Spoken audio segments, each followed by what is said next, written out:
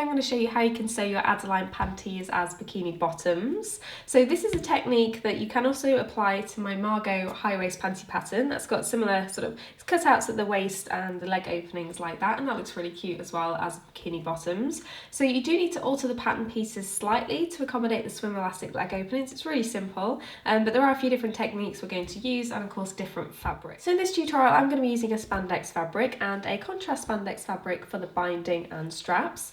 So you can use a scuba fabric if you prefer for the main part, but I do recommend using either a matching or contrasting spandex fabric. It's a little bit thinner. I think lots of layers of scuba is just going to be dangerous to sew, so best off avoided. So you will need a swim lining fabric. So this is important so your bikini bottoms don't become see-through or cling to you when they're wet. And you'll also need some swim elastic. So I'm using this 10mm or 3/8 of an inch rubber elastic, and I do stock this in my shop in a few widths, so if you do need some, I've got some in there for you. So I'm going to be sewing the whole style between my regular sewing machine and my overlocker or serger, but that is optional, you don't need a serger, and as I get to each step that maybe requires something a little bit different, I will give you a couple of options depending on what your equipment is, like what machine you have, what you're using. The only thing that I have done with my machine is put my stretch needles, which are just in generally all the time from sewing lingerie, and if you sew a lot of lingerie, chances are you'll probably already have one of these. And I will be using a twin needle at some point. Again, this is optional, but this is a stretch twin needle as well. So there are a couple of pattern alterations that you do need to make. You only need the front and the back for the bikini style. So you do need to add in, whatever the width of your elastic is, you need to add this to the leg opening. So along the front, all the way around here, and on the back. That's just so when you turn under the fabric, which you don't normally do with the Adaline because it's normally fold over elastic, but when you turn it under with the swimwear elastic, then suddenly, you know, things might start getting a bit too narrow in places. So it's best just to add that in before you cut out your fabrics. Another quick alteration which I do recommend you make is just to increase the height of this centre back edge here. It is an underwear pattern, so it does dip pretty low, lower than I would like for swimwear. So I've increased this here by 2.5 centimetres and tapered it into this edge. That's about an inch, but you can really go as high up as you want and just create your own curve. Just taper it into this edge here, and that's it. So I've cut out all my fabrics here. So I've got 2 of each pattern piece, one in my main fabric, which is the spandex fabric, and then one in swim lining. I've also cut some long strips of fabric, and I've included some information in the description down below on the lengths that you're going to need. So this is just to do the cutout and then obviously the tie around the waist. So the width you want to cut your strip of fabric is double the width of your elastic plus 2 centimetres or 3/4 of an inch. Okay, so to start off, we're going to take all the pattern pieces and place them in a pile, starting with the back main fabric. So place that right sides up, followed by the front pattern piece in your main fabric right side down. Then take your front swim lining and place that right side up, if you can work out which side is the right side. Normally with things like mesh and swim lining, the right side is just the smoothest side, and if you can't tell which is the right side, then it really doesn't matter, but if you can, then place that right side up.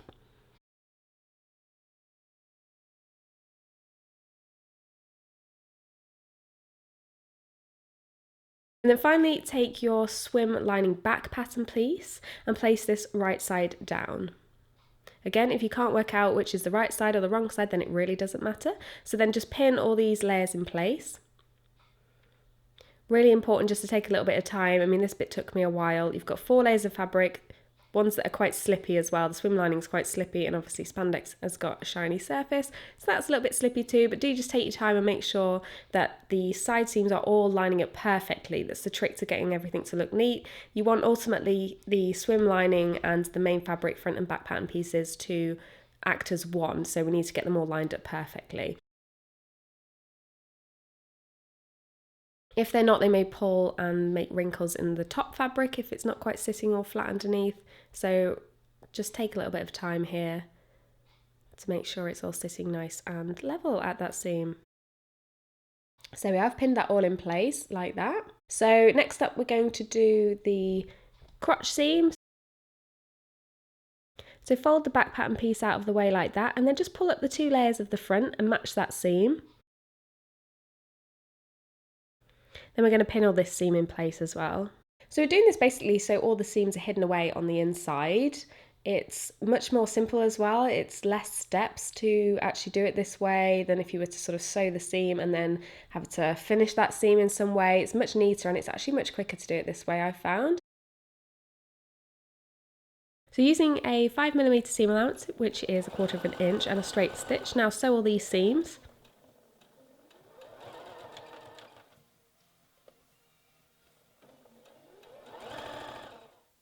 So next you need to grade your seam allowance. So this is just basically to reduce the bulk at the seam, and grading just means you're cutting the layers of the seam allowance down to different lengths.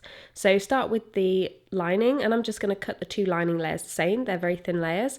So I've cut them the shortest, and then the middle layer is going to be then cut sort of in between the top layer and the bottom layer.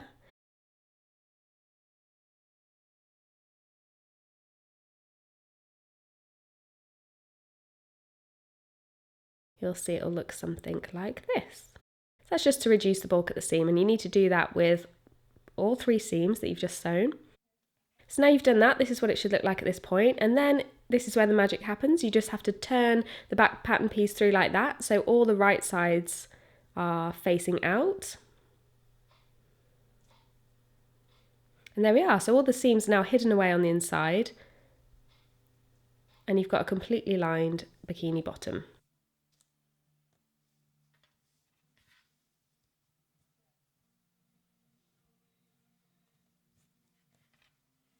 So next up, what you need to do is now pin along the waist opening and the leg openings. So we're going to baste this all in place, but to start off I'm just going to pin it all in the correct position. So again, this is really important to make sure that you get the edges matching up. You don't want the lining to sort of be sitting wrinkly under the outside layer, or the outside layer to be kind of sitting weird because it's pulling too tight on the inside. So just take some time and get this bit all pinned in the correct position.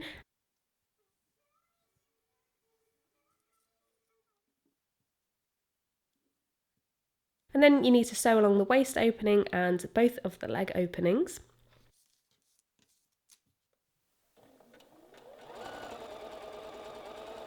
So a basting stitch is a temporary stitch that just holds the fabric in the correct position while you finish sewing it, basically. But actually, if you use a zigzag stitch for this and keep it less than the width of your elastic, then you don't actually have to remove these stitches.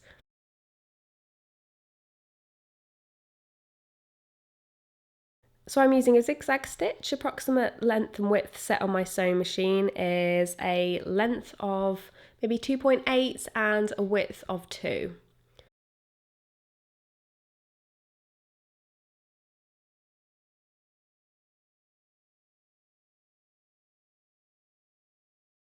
So there we go, this is what we look like at this point. I've sewn all the way around the waist opening, including the dip back and the leg openings.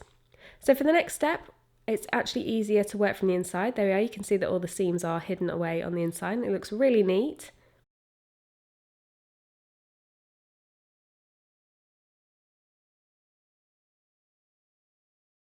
So now we're going to apply the elastic to the 2 leg openings. So take your swimwear elastic. Now this is the side seam at the first leg opening, and you need to take your elastic and match the outside edge with the edge of the fabric. So this is going to be sewn on in a continuous loop all the way around. So I'm using my overlocker, but you can absolutely use a zigzag stitch for this step. It will work exactly the same way, it will just look different, that's all. So you don't need to stretch the elastic as you sew it, just make sure that it's not really loose or anything like that and it's sitting nice and neatly on top of the fabric.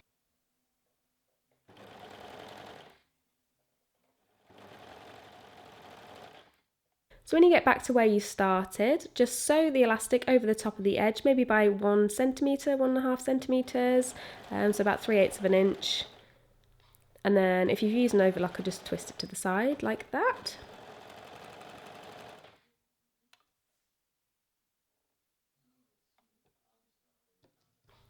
And there we are, and then cut your elastic to roughly where you've sewn. Now don't worry, leave the tail of the overlocking threads, and we'll sort that out in a minute, but this is what it will look like if you've used an overlocker. If not, there'll just be zigzag stitches along this edge.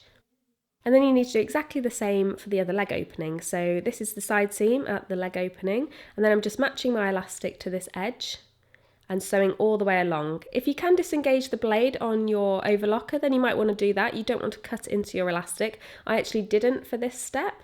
but I was very careful to make sure I didn't cut through my elastic. But if you can easily disengage the blade, you might want to do that. So again, I'm just going to twist it to the side when I get back to where I started. The elastic is overlapping by maybe 1 centimetre or 3/8 of an inch, and then just trim back your elastic. Now I haven't pre-cut this to a certain length, I just cut it from the roll just to make it a little bit easier. And there we are, that's what we'll look like at this point. You can see it's all sitting nice and neat. So now what we need to do is fold this edge under like that, and if you've used an overlocker you can tuck the tail now between the 2 layers like that, and that just holds that in securely in position. So I'm actually going to use a twin needle for this step, but you can absolutely use a zigzag stitch, so don't worry if you haven't got a twin needle. And then I'm just going to sew all the way around in a continuous loop, just folding under that edge and just making sure the fabric is sitting nice and flat as I sew it.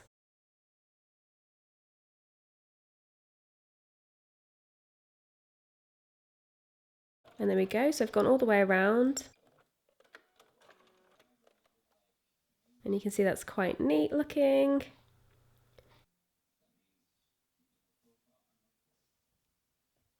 It just sits nice and flat.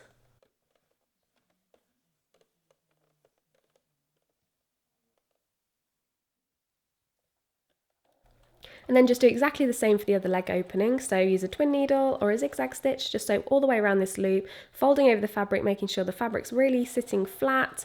And then this is what it will look like at this point. So next we're going to apply the elastic to the top edge. We're going to do this slightly differently. We're going to use the fabric strip and some elastic just to stabilise this edge and make it look really pretty.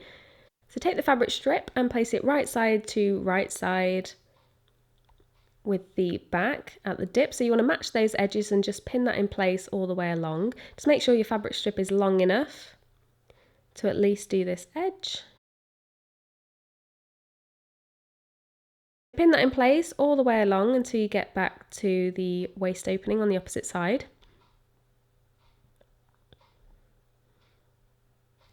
Like that, and then you can just cut any excess that you've got left.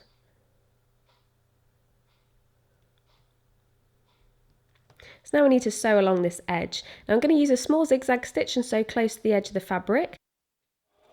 You want the stitch width and the position that you sew it in. This all needs to be hidden when you apply your elastic, so make sure the width of where the edge of your stitch is less than your elastic.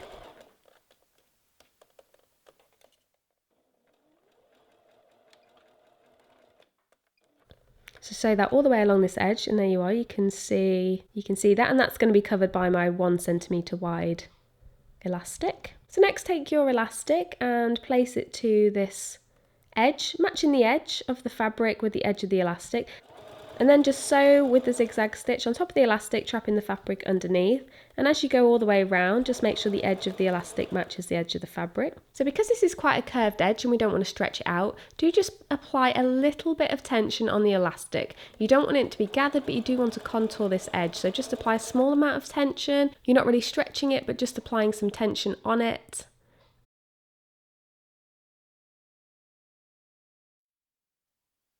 And there you go, you can just see there's some small zigzag stitches there. To ensure that this is a really neat edge, just trim back the fabric now to the stitches on the inside. So do this all the way along. And there you go, that's what it should look like. So you've got your back pattern piece and then your fabric strip followed by your elastic. So now what we need to do is fold this fabric strip up and over the elastic. All the way along, just fold it up and over, and then we're going to sew on top of this to hold this all in position. So again, I'm going to use my twin needle, and if you are using a twin needle, make sure you change your sewing machine from a zigzag stitch to a straight stitch. Again, if you don't have a twin needle or you just don't want to use one, absolutely fine, you can use a zigzag stitch, that's absolutely no problem, that looks really cute too. And then just sew all the way around this curve edge, just tucking that fabric underneath. You can actually pin this all in position, and that probably is easier. But I'm just literally folding it under, making sure it's nice and tight, but not tight enough so the elastic starts to curl or anything like that.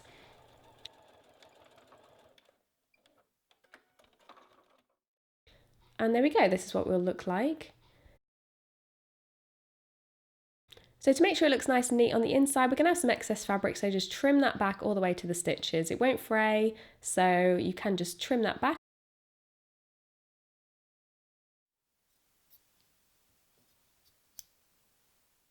So the next thing that we need to do is apply the tie around the waist opening. So I've recommended down below the length you want to cut your fabric and elastic for the size that you're making. So have a look in the description down below. So to ensure that the tie sits symmetrically in the middle and you end up with ties the same length at the back, mark the centre point of the bikini bottoms now with a pin. So you can do that by folding, and do exactly the same with the fabric strip. Just fold it in half and mark the centre point with a pin. So this is very similar to what we did just for the dip. So take the right side of the fabric strip, so the right side of the bikini bottoms around the waist opening. So pin this in place all the way along until you get to the cutout on each side.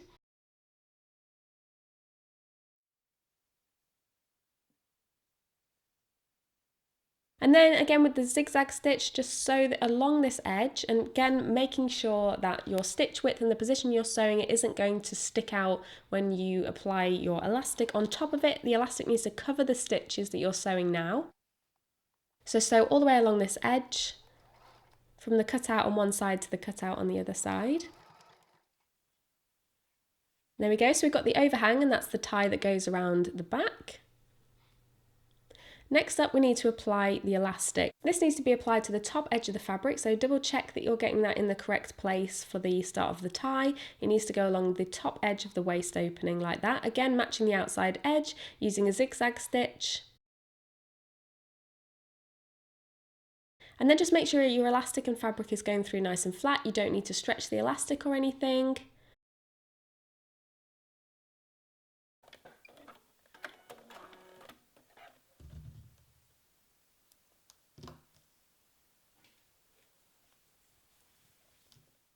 So again, like we did before, just trim back the fabric. You don't want this to be a rough edge or to be so bulky you can't sew it, so just trim that back. So again, just fold this up and over the elastic like we did before. So sew on top of this just like you did before, either with a twin needle or a zigzag stitch. You want to sew close to the inside edge and just sew all the way along that edge. You can pin this all in position if you'd prefer. If you find that easier before you start sewing, just fold the fabric over and pin it, but I'm just going to do it as I go along.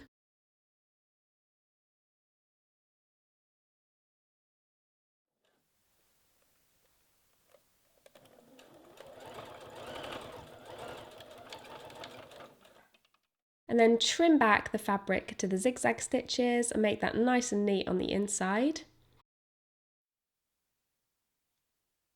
So now the final thing that we need to do just to finish this tie is just to tie a knot in it. I think that's the simplest way to finish it. You can kind of fold it over and sew it if you want, but I think a little tie at the end looks really cute. And then you can trim back any excess so the edge is nice and neat, and then just do exactly the same with the other side.